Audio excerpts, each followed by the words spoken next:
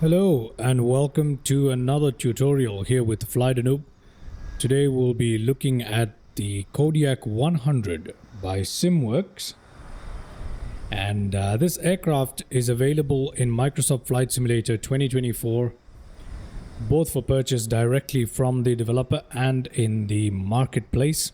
Now I have the one that I bought from the marketplace. Be sure to compare features and compatibility and all that stuff between the various versions before you decide to purchase the aircraft. I picked it up from the marketplace because it was on about 50% discount when I picked it up, and I think that discount is still going on, but that is the only reason why I picked it up from the marketplace. Now, this aircraft is said to be modeled quite realistically. It is a fun aircraft to fly. In this tutorial, we're going to keep things simple as usual. This is just a bare bone flight simmer's guide to get started with this aircraft, to get flying with it, and as a basis for you to do your own exploration, and it's just for you to get started with it pretty much. So it is by no means an extensive guide or anything like that. That being said, let's go ahead, jump into the aircraft and get started. This aircraft does come with a number of options in terms of tire choices and landing gear. You've got the amphibian version, you've got regular tires, you've got tundra tires, which are these slightly larger balloon tires that we've got, which are useful for landing into rougher airfields, which is kind of what this aircraft is pretty good at. You've also got a couple of choices in terms of interior finish. So yeah, you also have the option of selecting a cargo pod. Either you can fly with it or you can fly without it. In our case today, we're flying with the Tundra tires without the cargo pod. So yeah, I wanted to point that out. Lovely looking aircraft. And let's jump in here and get this aircraft started up. Just for reference, today we are at a favorite airstrip of mine. It's called Islita Airport. Islita Airport, MRIA is the code. It is not handcrafted in the simulator. However, it's a lovely little airstrip to fly from when you're trying to learn bush flying in particular. We're going to take this aircraft from Islita over to Carrillo, which is MRCR, an airstrip that is very, very near us. Another brilliant airstrip to learn landing into, for example, dirt, if you're new to bush flying. All right. Here we are in the aircraft. Quite frankly, it is a very, very simple aircraft to get started and to fly, as long as you follow some very basic steps. Compared to the Black Square Caravan Professional, which I did a tutorial on recently, this is much, much simpler, and there's far less moving parts for us to worry about. Okay, so first thing first, we're going to come down here to the little panel here. You've got your master switches, avionics, auxiliary, the fuel pump, ignition, starter, generator, and alternator right here. Basically, your power is right here on the left hand side. You've got your lights and ice protection very neatly on your right here. All the lights, all the heating options that you'll require are right here. Now, you've got your avionics right here, Garmin system. It is quite similar. If you can use the GNS 430 or the 530, is it called? I'm not sure. You can quite easily navigate your way through this system as well. Nothing too complicated by any means. You've got your center pedestal kind of thing here, which has a trim wheel. You've got a master fuel shutoff. You've got your aileron trim, your rudder trim, got emergency power, which we don't really need in regular flight. You've got your throttle, propeller RPM, and your fuel condition levers. Got your flap lever right here. That's pretty much it over here. You've got your comm and nav controls around here. You've got your autopilot panel right here, which is very, very simple. It's a very basic autopilot you find in most GA aircrafts. Nothing complicated at all. Up here, you've got your fuel selectors, or rather your tank selectors, whatever you want to call them. Right now they're in the shut-off position, and you would put them into the on when you are getting started. All right, so that's pretty much all there is to this aircraft. In all honesty, there isn't much else to it. You can show and hide the pilot by pressing the extinguisher. You can open up the doors from the inside. If you wanted to, then, you can do that. Nothing much. Yeah, there isn't much else to it. It's pretty simple. Pretty simple here. Anyway, this is not a video intended for going through all the features and gimmicks and click spots and all that stuff. So we'll just focus on the starting up procedure. So firstly, let's make sure that our fuel condition lever is at cutoff. Make sure you're not on low idle or high idle when you're trying to start the engine. That could give you problems and damage the engine. Engine damage is a thing for this particular aircraft. Secondly, make sure that your parking brake here is set. Okay, so just make sure that it's actually set. So you pull it and make sure that it is set. There you go. Pull to set. Okay. Throttle can be on idle for now. Propeller RPM can also be on idle. Flaps can be up. None of this matters. Let's go overhead first and let's get started with our startup. So we want the fuel shut off to go to the on position here on both ends. Excellent. Next, this master fuel shut off, it's pulled to off and push to turn that on. So we'll leave it on like this. We need that for startup. Then we'll come down here. We can turn on our master switch. There we go. You see things booting up, making noise, etc., etc. Press enter here to initialize this right here. There we go. Done. Avionics bus can go on. That will get these instruments here coming to life. Auxiliary bus, we can put that on. That will get this little display up here running. So there we go. We've got all that running. Let's put our essential lights on. Nav lights and beacon lights to signal engine startup. There we go. Simple as that. If you need to control panel lights, you can do so from here. But today we're flying during the day. We don't really need it, but I'll leave it on just cause. Then what we need to do here is auxiliary pump needs to go to on. You'll hear that whine in the background. Ignition will go to on, and starter motor can go to high. Now, if you observe, the NG is going to start rising, NP slightly as well. Torque. We're just going to wait for NG to stabilize around that figure right there.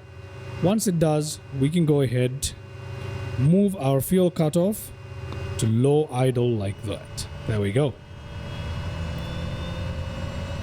ITT rising, NG rising. There we go. We've got green and everything, and it's stabilized right here with the NG at 55. That's brilliant. Now we can come down here and increase the fuel condition from feather up there. Not fuel condition, sorry. The propeller RPM out of the feather position. You can see the NP rising. There we go. Let's push this to max. You don't have to be too gentle with this. There we go. That's done. Now we can come down here, turn on generator and alternator. You can put the auxiliary fuel pump to standby, ignition off, and starter to off as well. And there you go. The engine started up. It's that easy. Okay? Just make sure you have your fuel condition levers in the right position as you go through the startup. That's literally all you gotta do. Apart from that, we're done already. Now we can go and turn on our taxi lights because we're preparing to get taxiing here. There isn't much of a taxi, but still.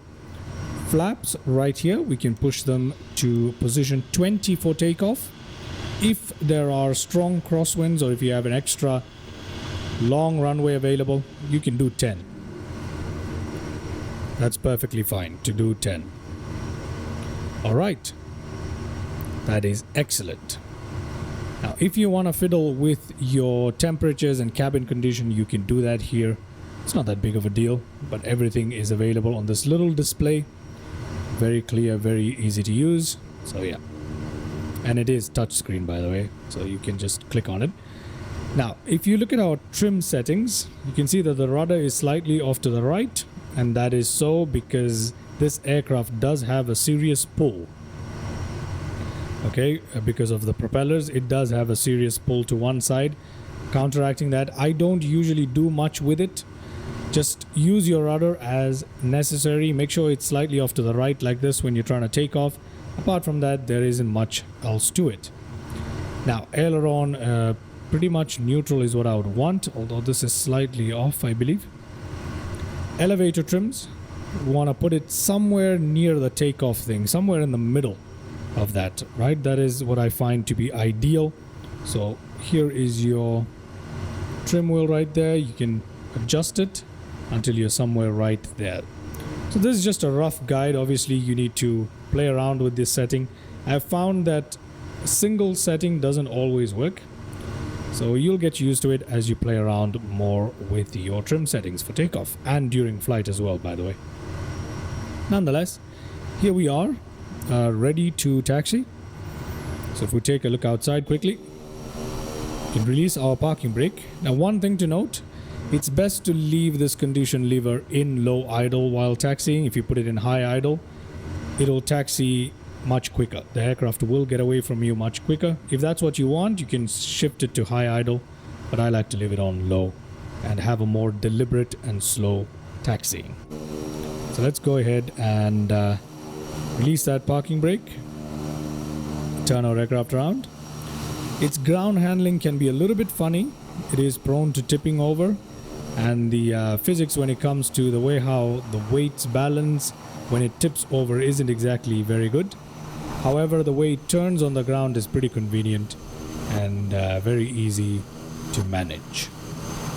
Okay, so there we go. We're just giving it a bit of throttle there to help us turn here.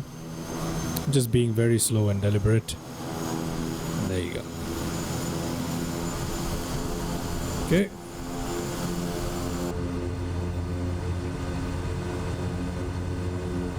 Alright, and since we are already on the runway here, I can push this to high idle. Now, while doing that, make sure that you do not do what I just did. You should not accidentally shift. That's something that tends to happen, by the way. It's a good thing that this happened right now. Let me pump the parking brake. So, when you're shifting your condition levers from low idle to high idle, if you don't have a lever physically mapped to this or a control mapped to this, when you're trying to move it with your cursor, it's best to come to this overhead view and do it from here. If you try and do it from this view like I did, sometimes it slides back down into the cutoff position. Even though you are quite careful with it, it slides down slowly to the cutoff position, and if it does, the engine will cut off. Now you can, in theory, quickly just turn on the ignition and the starter a little bit, get the NG back up and turn it back off like I just did here. Ideally though, it's best to make sure you don't accidentally cut off your condition lever. Just something to note. Okay? Anyway, we're looking good here. Let's turn on our landing light. Not that we need it per se. Strobe lights on, taxi lights off.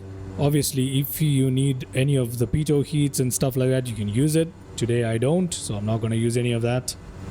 Just making sure all of this is set correctly. Yes, it is. Good. With that, we are pretty much ready for takeoff here. Okay, now, just like the Black Square Caravan and all other aircrafts, the figures you need to watch are the torque, the ITT, and the NG. Essentially these four together, but the RPM is much less of an issue to manage. Make sure that your ITT stays in the green band as much as possible. Same with the torque, as much as possible. Yellow is kind of in the gray area. Red, you definitely don't want that. NG, same thing. Keep it in the green. NP, keep it in the green while flying, and you should be just fine. Okay, that is how you manage the engine. There is nothing else to it. Make sure you're in the green, and you'll be okay. Alright.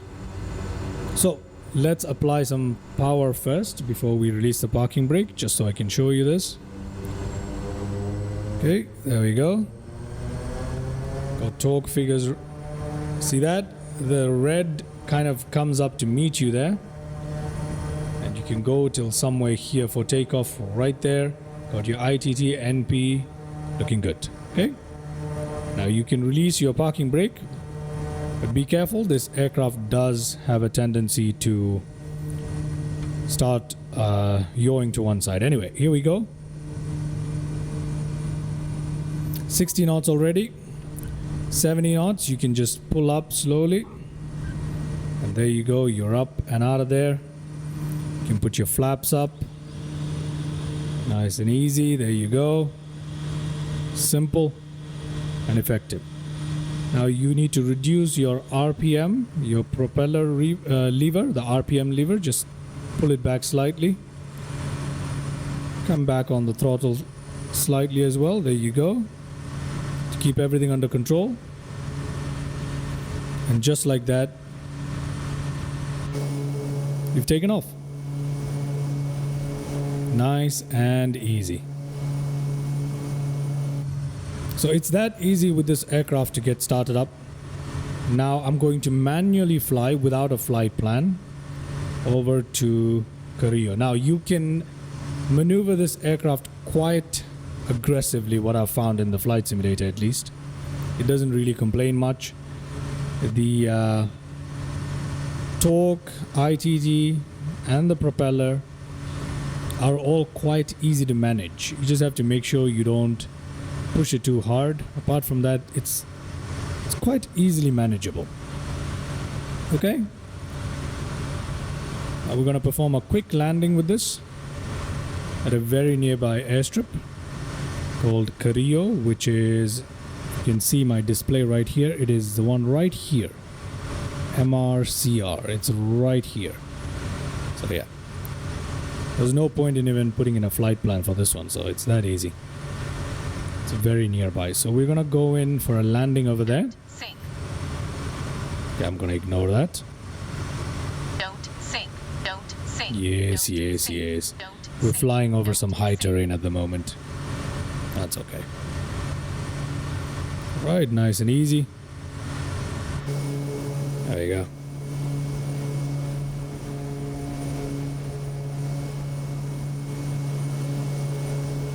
Like I said, you can maneuver this aircraft quite aggressively. For the most part, it doesn't really matter much. And it does have much better performance from what I've flown so far. I don't know about real life, but in the simulator, it has much better performance than, let's say, the Black Square Caravan. You have a lot more room with airspeed and altitude and power available to you to mess around quite a bit. Okay, so now we're coming up on Carrillo here already. There it is. There's the little airstrip. Okay, that right there is Carrillo, ladies and gentlemen. That little dirt strip is Carrillo. So we're gonna go in and land on it. Just cut our throttle slightly there. Okay. Very easy aircraft to operate for the most part, and very, very easy to land into rough terrain and dirt strips in particular. I find it very, very pliable. It also flies quite nicely, feels more accurate and realistic. Look at that, I'm doing that on purpose right here. It's not the wind. It's not bad at all. It is quite enjoyable to fly, in all honesty. I have to tell you, it's probably one of my favorite aircrafts to fly now. So okay, so if we look behind, we can see the airstrip we're about to land at. There it is. That little dirt strip is Carrillo. I highly recommend you guys try this exact little route here. It's pretty fun. Okay. Once we land, I'll show you guys how the flight plan can be set up if you want to set one up. Okay, so there we go. Now I'm gonna make a very abrupt turn here cut the throttle slightly. I'm gonna do a very nice steep turn. Obviously it's not how you'd fly this aircraft in real life, but just showing you what's actually possible in the simulator. Very easily controllable. The lag between input and engine response is quite low. And there we go. There we are.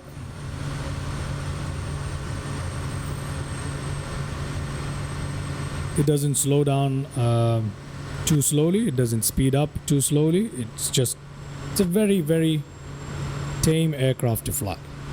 And it does feel very realistic as well. Okay, here we go. 500. There we go. For full disclosure, some of the effects and camera shakes and things that you see are caused by ChasePlane, which I'm using, and FSRealistic. Just letting you guys know that. Okay, now we're coming into land. You can cut the throttle fully, let this speed bleed a little bit there. We can put our flaps down to full. We can put our propeller back to high RPM. Condition levers to full. And we can leave the engine slightly open so we have some power available to us. There we go. Reference speed is around 60 apparently, but there we go. We can land comfortably here. No issues. There we go. It does have reverse thrust. We don't really need it, but you can use it if you like. There you go. Brilliant. Now, I was trying to tip the aircraft over, but unfortunately that didn't happen. If you do make rapid rudder adjustments, the aircraft will tip. That is something I've noticed. Ignore the shaking effects. That's just because of the ChasePlane and FSRealistic that I've installed. But yeah, there you go. You can land pretty rough, just like we did. You can land it pretty rough. It's very easy to use. Lovely, lovely aircraft. Now, before we take off and come in for one more landing, this time a smooth one hopefully, let me go to the computer here and let's go ahead and try and see how we can get a flight plan set up. It's very basic. It's nothing complicated at all, but you know, just for the exercise of it, we can do that. So for example, we can set up a flight plan to, let's say, MRNS. Okay, so to do that, you can press flight plan. You can go down here, you can do that. If you want to type using the keyboard, just press this button. So origin is MRCR. I'll type it in using this. If you don't want to use this, you have to scroll like we do with the GNS 430. So it's very annoying in my opinion. So I don't like to use that. I like to say MRNS. Then you have to decouple your keyboard like this, then press enter. Okay, we're not going to put in any en route waypoints. You can if you want to. For the sake of argument, why don't we just put let's say MR. No, sorry. I put this in origin. My bad. Let me go ahead and clear that actually. Remove, enter. Go to origin. It's MRCR. My bad. Let's put that there. MRCR, enter. Okay, now before pressing enter, you have to decouple your keyboard there, press enter. There are no procedures available out of MRCR, and that's fine. Okay, en route, we're going to use MRMR, which is just another airport, but you can put anything you like. Samara, I'm going to enter that.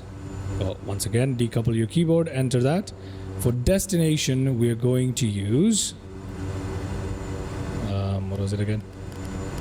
We're going to use MRNS. There we go. Let's do that again. MRNS. Nozara. There we go. We're going to enter that. Again, decouple, forget that. I keep forgetting that. Okay, so you've got a very basic flight plan inputted right now. If you have procedures available for the various airports, you can use them. Right, you can use them. You've got stuff available at Nozara, so you can maybe use visual. You can use perhaps some minimums there, 50 feet, why not? You can enter that, and then you can scroll down and load it, perhaps, enter, there you go. Okay, so you can do all of this stuff if you like. There you go. I think there's a discontinuity somewhere here, probably. But you can input a flight plan pretty much the same way how you do with a GNS 430. So, given that we've got some sort of flight plan here, obviously none of this is a proper flight plan. We don't have procedures out of a lot of airports here. Anyway, it's just to demonstrate how you can go about doing that if you want to. Alright, let's just go for a quick takeoff. Push that back up to 20. Everything else looking good. Let's just go for a quick takeoff and come back in for a landing. We'll also see how to get the GPS running in a very basic manner. Okay, so release. Throttle up. There we go.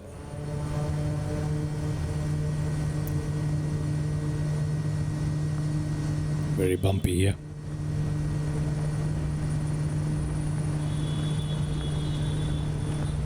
$65, $70. There we go, we're up.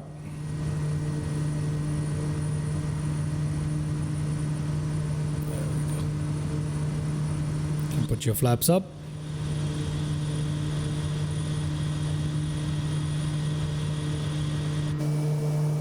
Very nice. Very easy. You can fly it very well in a very stable manner as well, like I'm doing right now, or you can just go a little bit crazy. It is quite forgiving, to be honest, so whichever way you prefer, honestly. So yeah, okay, now we're gonna see how we can operate the autopilot for a second here. We'll just turn it on. 500. Let's go to nav here. The CDI has to be selected to the nav mode. Okay, so you need to turn on nav mode, and you need to make sure that the CDI is on the GPS right here, and you need to bring it close to the track you want to fly on. So you can use heading mode to bring it close to the track, to the GPS track that you want to fly on. There you go. And there you go, GPS will catch once you get close enough. In case you deviate from the track, that's how you can capture your GPS track one more time. Okay, so we can press level here. Oh, AP is disconnected there. Sorry. We can just press the altitude button. Hold our altitude. Let's come back in for a landing. So yeah, we don't need the autopilot. Just go ahead and come back in for a manual landing into Carrillo. We reduce the speed slightly, put the RPM up. Yeah. As you can tell, the aircraft is pretty straightforward to fly. You can mess around quite a lot. It is quite forgiving, apart from when you're dealing with the engine, which, as you can tell, despite my erratic way of flying, is holding up quite well. So it's not that complicated at all. Let's come back in for a landing here. Okay, let's try and make this one a smooth, intentional and straightforward landing. Okay, so I'll cut the throttle early to bleed some speed. Make sure RPM is up. Yes, it is. Yep, we're looking good, ready. Apart from flaps, of course. We're gonna cut the throttle down to idle there.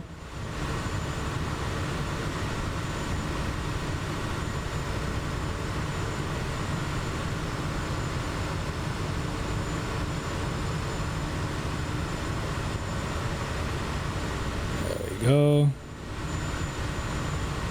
You can side slip it if you want. 500. Help it lose a bit of speed there. There we go. You can do that if you like.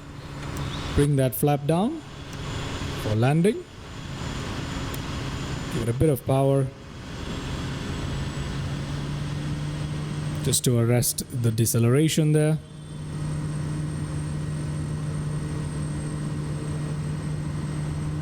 Try and land at around 60.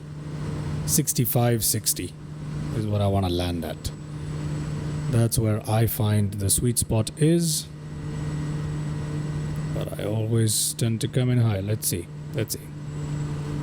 Go, let's clip some of these. Oh, there we go. That's good. And we can come in nice and easy. Cut that throttle. And there we go. Down. This time, very, very easy. You can use the reverse. Okay, there you go. The reverse is powerful. Just like that, welcome back into Korea. Let's put the flaps back up if we wanna. Why not? And there we go. Very bumpy, eh? It's okay. The effects are a little bit exaggerated here with ChasePlane. I need to work on that, but ignore that. Apart from that, pretty nice, pretty smooth, pretty easy. Alright, I hope you guys found that little tutorial helpful. This is just to get you started with the aircraft. This is by no means an extensive look at the systems or how to work the Garmin and get a proper flight plan input or any of that. This is just intended to help you get started with bush flying in a very simple and straightforward manner. And to show you that, you know, it's not that difficult. You can actually fly this thing pretty rough or smooth, depending on how you like to fly. So yeah, hope you guys enjoyed that very bare bones tutorial, if you want to call it that. And if you want me to take a closer look at the Garmin and, you know, get some proper procedures set up, let me know. But otherwise, it's that easy to get started with the Kodiak 100. Absolutely beautiful aircraft, feels wonderful to hand fly, and great for exploring some hard to reach airports in the simulator. Okay, once again, thank you so much for watching that rather unconventional full flight tutorial for a bush plane. Like and subscribe if you are new around these parts. Until next time, have a good day, and I shall catch you in the next one. Bye-bye.